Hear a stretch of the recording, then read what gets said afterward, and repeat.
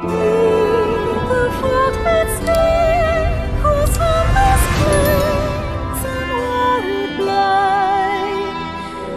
is the best party composition for your crew, for your playthrough on Dragon's Dogma 2? You could argue that the AI system, well, the pawns in Dragon's Dogma 2012, they were not that intelligent. Sometimes it was wonky around here, and it was janky sometimes as well. But I would have to argue that for a game in 2012, the AI system was just amazing.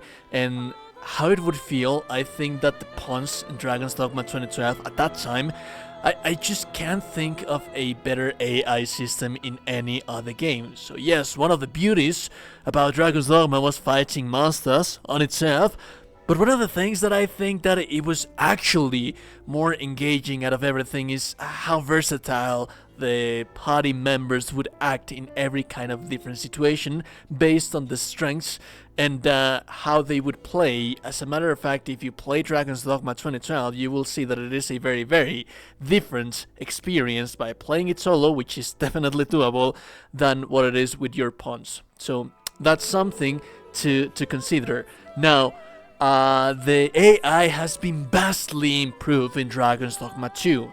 The AI was one of the four most important fronts that Hideaki Itsuno and the team have said in interviews that they were trying to improve as much as possible, because that's one of the highlights of the game.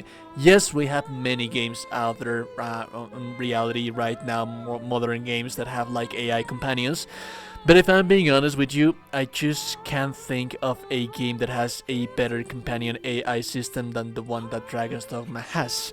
And what I mean by that, I mean on the co-op. I know that there's many games with amazing AI systems, but there's just something so special about Dragon's Dogma. So, that being said, you're going to have to form your crew.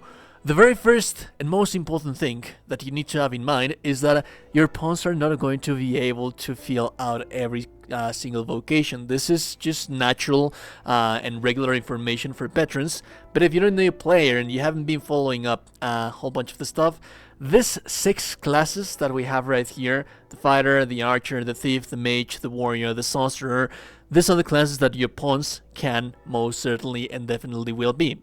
However, Magic Archer, Mystic Spearheads, the Trickster, and the Warfare, those are vocations exclusive to the Arisen, meaning that your pawns will never be able to choose one of these vocations.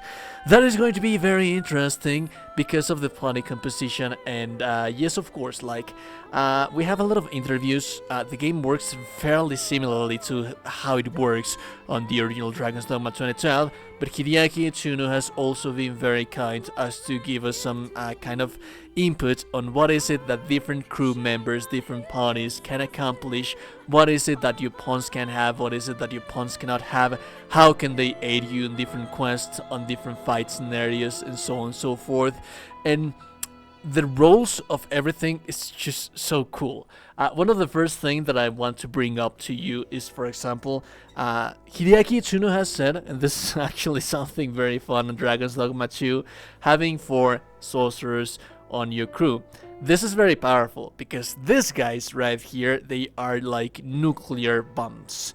If you charge the spells that they have, they deal tremendous amounts of damage, and they can potentially one-shot bosses if they want to.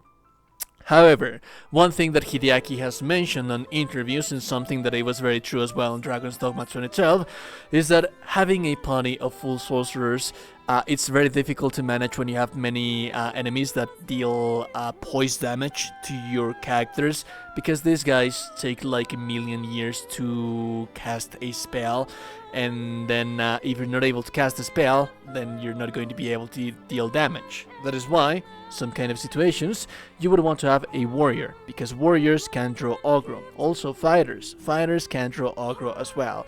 So while having 4 sorcerers might sound fun in paper and might be effective if you're able to charge the attack before the enemy notices you, or before that boss that you're fighting against gets close to you, then yeah, you could potentially one-shot things. But if you have several enemies, which then again Hideaki Itsuno has said that thanks to the technology that we have right now in Dragon's Dogma 2, they can have more enemies around the bigger encounters. So you're not only going to be fighting like the regular griffins or ogres or minotaurs, you're also going to have minor mobs in there that can interrupt your sorcerers. So that's one thing that you need to have in mind. That being said though, what are some kind of things that you can do to alleviate that? Before anything else, I also want to mention that there's upcasting on Dragon's Dogma 2.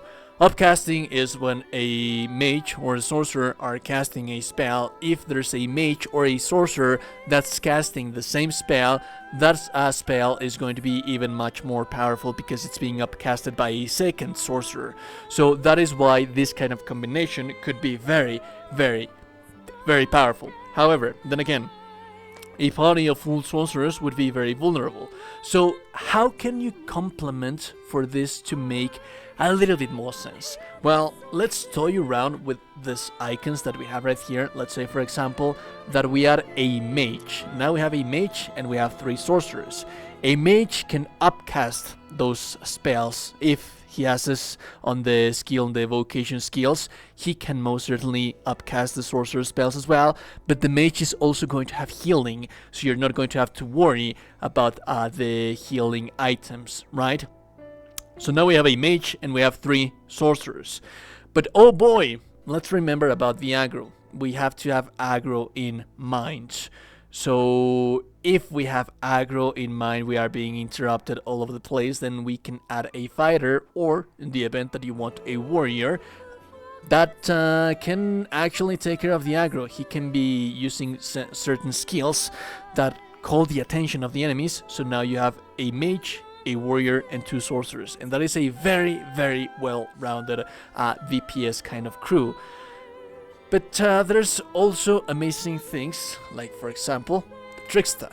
The Trickster is one of the best support vocations that you have in Dragon's Dogma 2, because the Trickster is not only going to be causing aggro on the enemy, the Trickster can also make enemies attack different enemies as well. The Trickster can do aggro, can cast illusions that the enemies are going to think that they are going to be the main threat, and they are going to attack that illusion that there's nothing in there. So potentially you could have, like for example, 3 sorcerers and a Trickster, the Trickster taking care of the aggro, while the sorcerers are upcasting things without being interrupted. So that's certainly one thing that you can and that you most certainly will be able to do. However, some very important and powerful thing is that, for example, the Warfare, which is an endgame vocation that you're going to be able to use, provided that you know the rest of the vocations.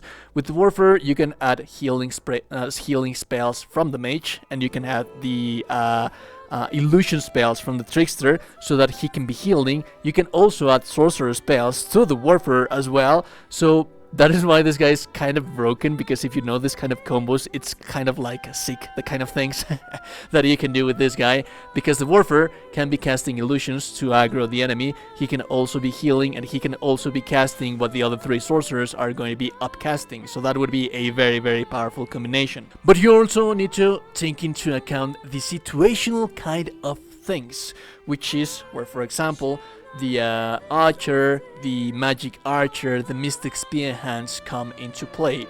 While the sorcerer, yes, they can cast spells, it's difficult for them to aim the spells. It's also difficult for the mage to aim the spells as well. They can cast the spells and they have huge AoE, but sometimes if you have a flying enemy, sometimes you will not hit that flying enemy. So in that regard, in that case, you have, for example, the Mystic Spearhand. The Mystic Spearhand can teleport back to the enemy where he is flying. If he's flying away, you do not want for the enemy to fly away, the Mystic Spearhand can just immediately teleport to that enemy. Or on that case that you do not want to teleport to that enemy, you can use a magic archer or a archer to hit the weak spots of the enemy that's flying away, so that you can take care of that. So one of the things that I consider like beginner friendly, and something that I would say that it's an ideal kind of a party setup would be, for example, a sorcerer to deal as much DPS as possible,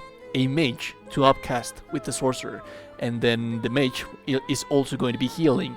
The fighter, that's going to be taking care of the aggro, and then either a archer or a thief, which is also very mobile and he can be climbing enemies quite easily.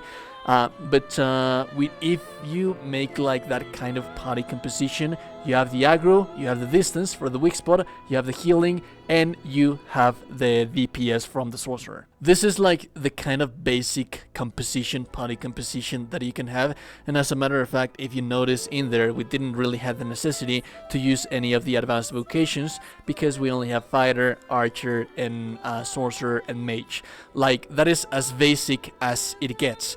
But based on all of the information that I have provided to you, you can also mix and match to make kind of crazy things. Just have in mind that there are some things that work and some things that doesn't. Anyways, if you like the content, so like and never super appreciate it. And also that you're a gorgeous and beautiful person. You're indeed a gorgeous and beautiful person. I'll be seeing you beautiful people in the next one. Have a lovely day. Goodbye.